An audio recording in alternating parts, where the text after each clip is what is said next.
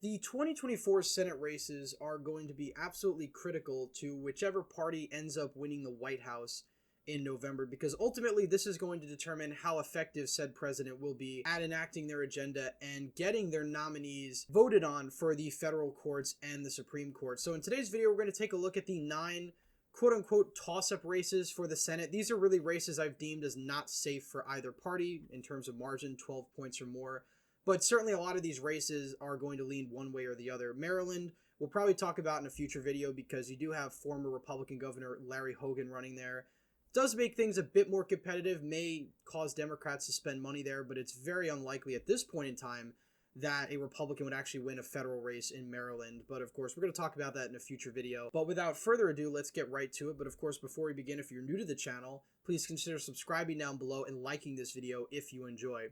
So we're going to start west to east with the state of Nevada. Now, Nevada is a purple state on paper, but in reality, it really is a lean Democratic state overall. Democrats are more likely to win statewide races here. When it comes to federal races, no Republican has won a federal election in Nevada since 2012, with Dean Heller winning the Senate race there. And of course, he went on to lose in 2018 by around 5 points to Congresswoman Jackie Rosen. So, you know, Nevada is a state where Democrats do have the advantage. You have seen trends shifting in the Republicans' direction. You know, again, we always talk about on this channel in 2020, Donald Trump slightly improved on his overall margin there as compared to 2016. It was about 2.4. Of course, in 2016, you had a very similar margin. And then back in the midterms in 2022, Republicans almost flipped a Senate seat here against Catherine Cortez Masto, the incumbent Democrat. Adam Laxalt only lost by around 8,000 votes. So very, very close race. Again, if you look at the overall vote totals, there were almost 1 million votes cast in Nevada, and the margin just came down to a couple thousand. So this state, I think, is very likely going to be extremely competitive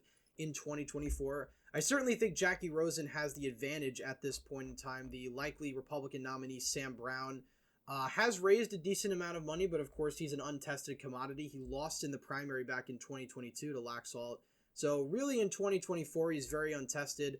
Polling-wise, he's down in Nevada. Nevada tends to be a state where overall polls tend to overestimate Republican support. So if Jackie Rosen is ahead at this point in time, it seems like she's on track to win again. Now it's April. We have many months to go, and I'm sure people are going to skip to the end of this video and see this state as blue and, you know, have all sorts of comments about it. But really, I'm basing the predictions off of how we're looking at this point in time for these races. Again, you know, whether Joe Biden wins or loses in Nevada, I think Jackie Rosen is probably going to slightly overperform him given his unpopularity in the state, Jackie Rosen's more favorable image. So I think as of right now, Nevada goes in the lean column for Jackie Rosen. Moving on down to Arizona. Now in Arizona, we were sort of expecting a weird three-way competition between Kyrsten Sinema, Ruben Gallego, and Kari Lake. Kyrsten Sinema has declined to run for re-election at this point in time, so that really leaves just Republican failed gubernatorial candidate Kari Lake and, of course, progressive Democratic Congressman Ruben Gallego. Now, Ruben Gallego's raised $13 million. He's virtually unopposed in his primary. Kari Lake, on the other hand, has raised just $2 million overall as of December of 2023. And again, these are as of December 2023, but as of right now, Ruben Gallego has a massive advantage when it comes to fundraising, and polls overall show that by and large Ruben Gallego is the favorite at this point in time, which really isn't that surprising. Kari Lake was ran back in 2022. She lost against Katie Hobbs, who was a very beatable Democratic candidate, somebody who really didn't campaign all that much. Kari Lake was out in the cameras, in the spotlight, and honestly that hurt her image, I think, overall. She was up in the polls, I think, by 5 points on election day and ended up losing by 0.6. So there was a decent swing against her at the end of the day. If we take a look at the Arizona results again, we can compare these to the Senate election. Now, Kari Lake did significantly better than Blake Masters, 49.7% of the vote, as opposed to 46.5. And, you know, the Phoenix area is a big example. You've got a 6-point margin for Mark Kelly. Katie Hobbs wins by just 3. So Kari Lake did better, but I think that's overall a testament to how popular Mark Kelly was in Arizona, less so how popular Kari Lake was. I certainly think Kari Lake was just the anti-Katie Hobbs vote in Arizona, and even that wasn't enough in sort of a red wave year to get her over the top. Arizona is a historically Republican state, but over the past couple election cycles, Democrats have been consistently winning federal races here. In fact, no Republican has won a federal race in Arizona since 2016 with John McCain and Donald Trump. So that's the last time you've seen Arizona go red on the federal level. And of course, that at this point was almost 10 years ago. So Arizona's consistently been electing Democrats in 2018, 2020, and now in 2022, and potentially in 2024. Now, for this Senate race, I think Kari Lake is going to lose for a number of reasons. One, I think she's just massively disliked by the majority of the Arizona electorate. This is a state that is a moderate sort of Republican state overall, and there's many of these so-called McCain Republicans in the suburbs around Phoenix who are center-right voters. They mostly vote for Republicans, but have recently been voting for Democrats because of Donald Trump and his rhetoric. And also you've got a massive amount of demographic change in Arizona that's been favoring the Democrats. So Republicans have sort of a perfect storm for disaster in Arizona. You know, even if Donald Trump does win the state narrowly on the presidential level, I think it's still likely that Kari Lake loses to Ruben Gallego, even though Ruben Gallego is a very progressive Democrat, the type of Democrat that usually doesn't do well in Arizona, but I don't really think it matters, to be honest. So as of right now, I'm going to put this in the lean Democratic category as well. I don't think Kari Lake is going to win in Arizona, and I'll probably stick to that unless the data says otherwise. But again, she was up 5 points in the polls in 2022, and she ended up losing by 0.6. So that's a 5-point swing against her. So if that's any indication of how she's going to do with Ruben Gallego up in the polls, she's on track for even a worse defeat. But as of right now, Ruben Gallego probably wins by around 2 or 3 points. Moving on up to the state of Montana now. Montana is a very red state. You know, this is a state that voted for Donald Trump back in the 2020 election by around 17 points almost.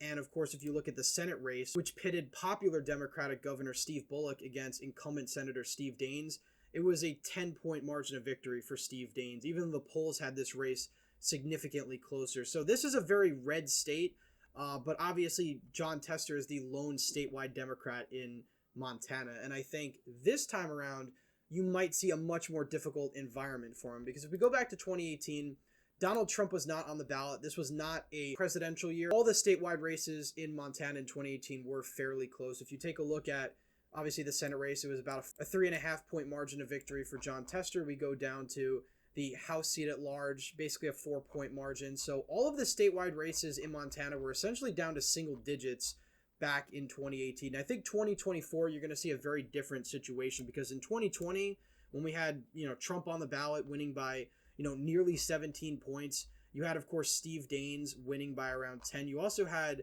Greg Gianforte winning the governor's race by around 13 points. So, if Donald Trump is winning the state of Montana by even just 12 points, I think it's very unlikely that Jon Tester actually holds at the end of the day. And I think he's much more vulnerable than somebody like Sherrod Brown. Now, if we take a look at the polls in Montana overall, Tester is still in the lead, but it is significantly closer. Again, there's still a lot of time until Election Day. You've got the latest Emerson poll that has him up by 2.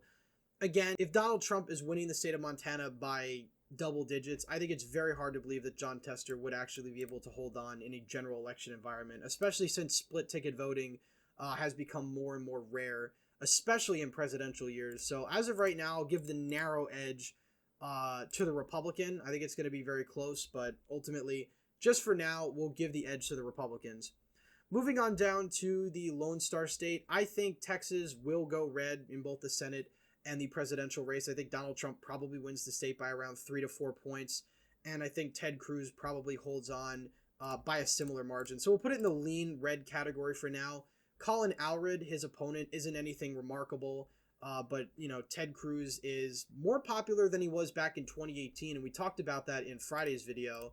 Looking at that result, that was pretty alarming for the GOP, having Texas get just about 3 points away from flipping blue. And you saw a lot of these urban areas essentially maxed out for Democrats at the time being. So, this was a pretty close call for the Republicans. I don't think they're going to make a similar mistake. I could see Ted Cruz easily getting 51.5% of the vote this time around, but I don't think he's going to have any sort of resounding victory, even with Joe Biden being unpopular in the state by 20 some odd points. I think Trump and Cruz are going to cut it close, because the Texas demographics are just very different. You've got a lot of transplants in the Austin area moving to this region since 2020, and a lot of them are voting Democratic. So they're turning the state blue. Also, Dallas-Fort Worth, you have a similar dynamic. A lot of techies moving up there, voting blue. So while you do have a lot of Californians moving to Texas who are voting conservative, you also have probably an equal number, if not more, of the new voters in Texas voting blue, moving the state towards the left.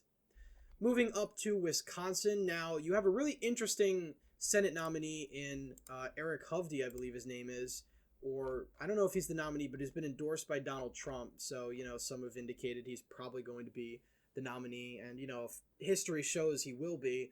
But, looking at the polls here, obviously Wisconsin is a state that tends to overestimate Democratic support.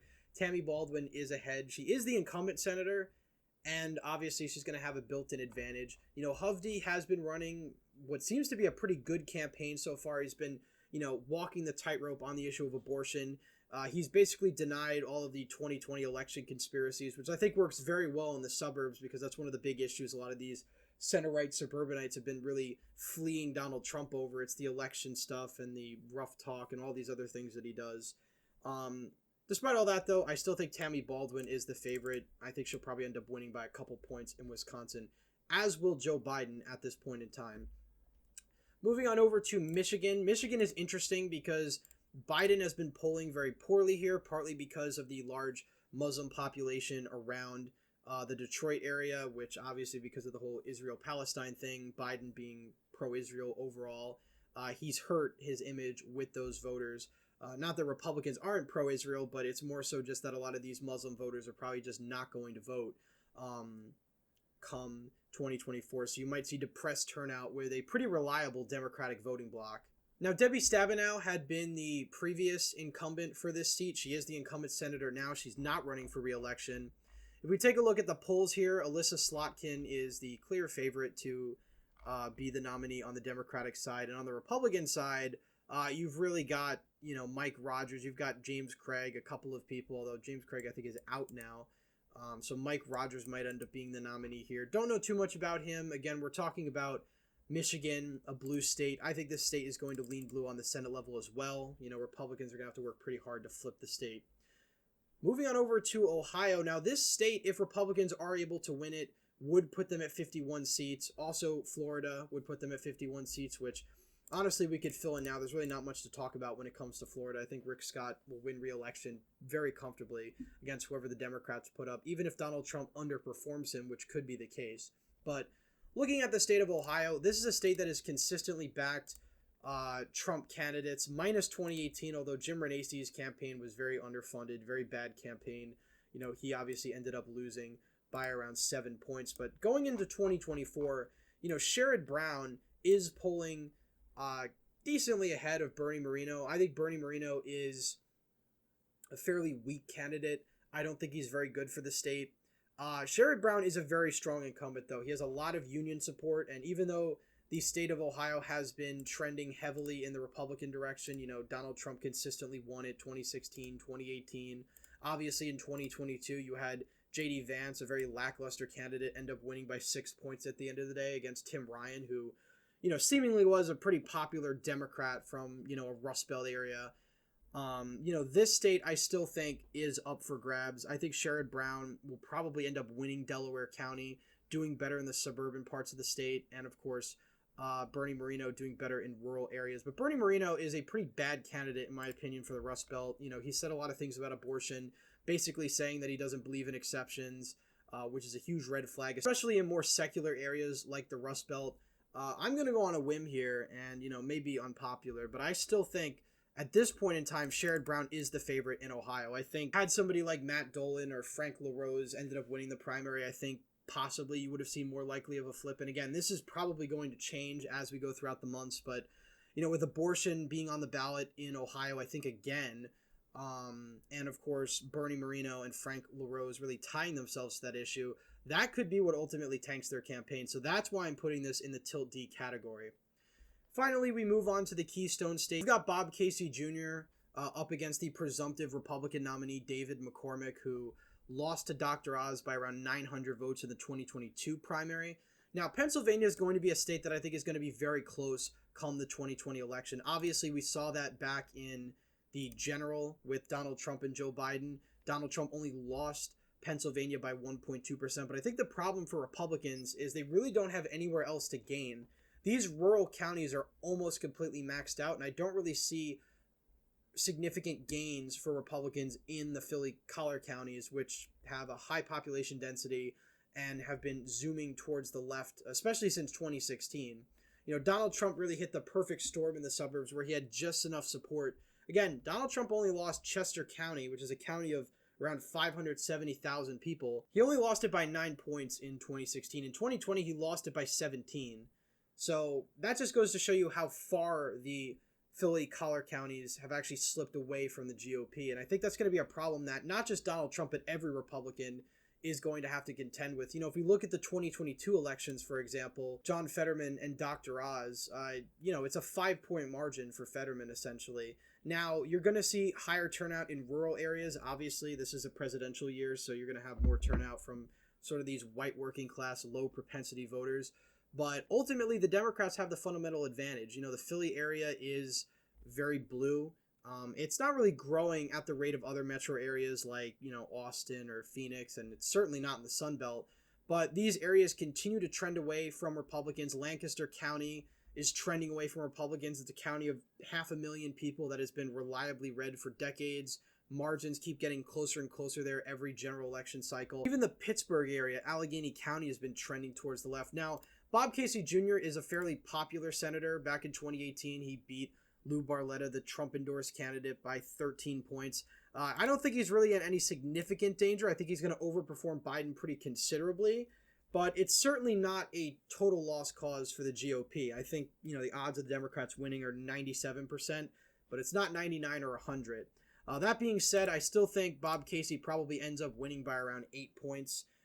You know, the GOP is investing very heavily in this state because Dave McCormick is a very talented candidate. He's very electable, especially in the suburban areas in Western PA. And Western PA is really where Dr. Oz underperformed. And this is an area Dave McCormick is from that the Republican Party thinks he could drive home for the GOP, provided Trump does better in northeastern Pennsylvania and gets his people to also vote for Dave McCormick. But, you know, Pennsylvania is a state we'll talk about later in the week because I think it's still an uphill battle for Republicans to even win this state on the presidential ballot. So winning the Senate race is going to be that much harder, especially against a fairly popular and well-known Democratic incumbent.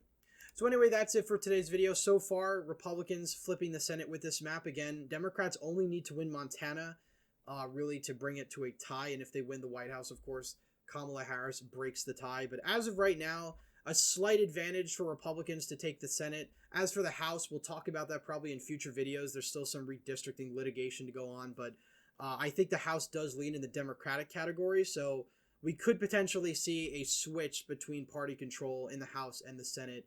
Republicans flipping the House, Democrats flipping the Senate, but of course, we still have many months to go before the election, and we'll certainly have more Senate predictions until then. So, of course, until then, thank you all for watching. Please like and share this video if you enjoyed. Subscribe to the channel if you haven't already. And again, thank you all for watching, and I hope to see you in the next one.